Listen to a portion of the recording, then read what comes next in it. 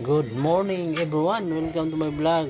Hello guys, samahan niyo po ako, magpapakain po tayo ng ating alagang white leghorn, yung nangingitlog na manok. So yun po yung kanilang kulungan, yung ginawa ko. Malalaki na po guys, bibilang ko lang ito ng 18 weeks para mangitlog na po ito. So ito titingnan po natin na pakainin po natin ngayon ating mga alaga. Ito natin. Wow, lalaki na po. Ito yung alaga po naming manok sa 90 heads. Ito lang po ang natira.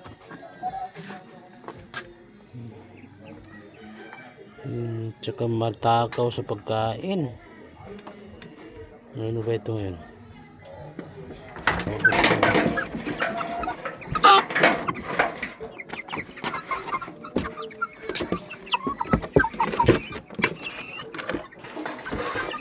Ito nabili ko pong hindi na po kailangan na automatic po ito yung paglinagay dyan.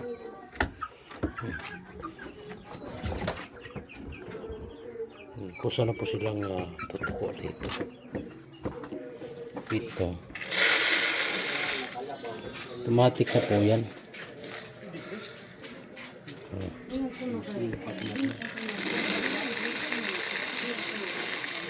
Ayan.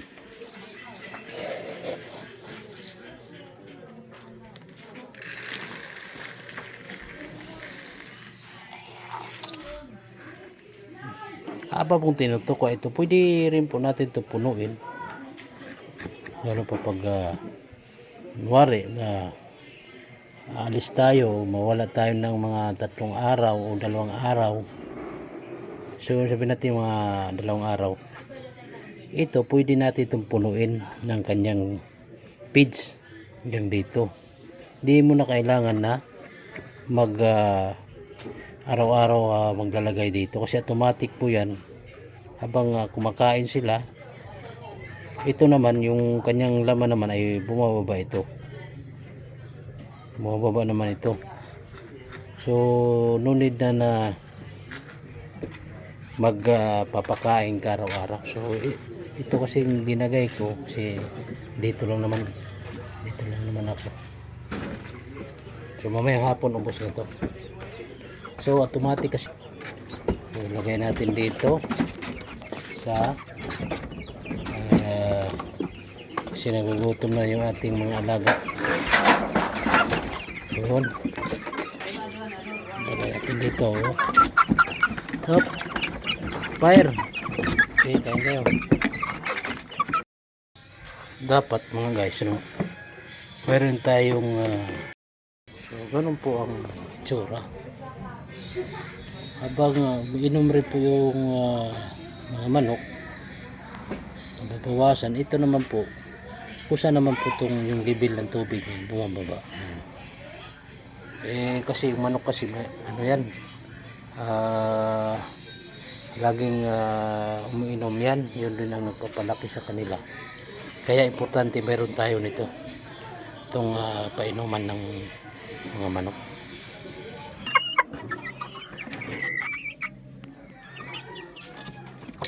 Malaki na, malapit na ito mangitlog. At saka gagawa rin tayo ng ibang klase ng kulungan para sa paitlogan, kasi di kasi pwede, kailangan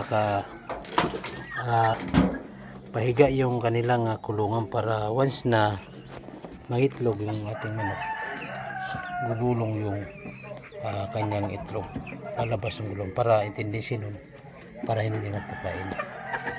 Yun. So dito lang muna guys, maraming salamat sa pag-antabay at support. God bless you.